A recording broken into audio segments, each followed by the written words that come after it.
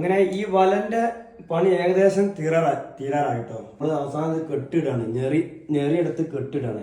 ഈ ചെറിയ റോപ്പിന്റെ ഉള്ളിൽ കൂടി ഈ ചെറിയ നൂല് ജസ്റ്റ് ഒന്ന് പിരിച്ചിട്ട് കയറ്റുക. ജസ്റ്റ് പിരിച്ചിട്ട് കയറിയതിൻ്റെ ശേഷം കണ്ടില്ല, പിരി കണ്ടില്ല, വലന്റെ ഞെറി നോക്കി ഈ വല നോക്കിയിട്ട് വേണം കെട്ടാൻ.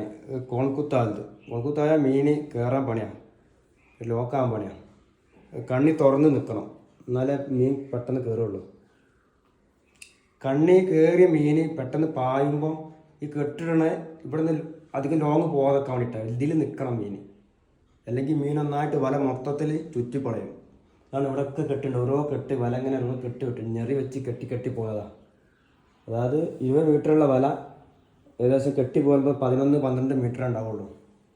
കണ്ടില്ല ഞെറി, ഇങ്ങനെ വലിച്ച് കെട്ടാൻ പാടില്ല. ഇതിങ്ങനെ ഞെറി ഇങ്ങനെ ആക്കിയിട്ട് ലൂസാക്കി കെട്ടി പോരണം. ഓക്കെ.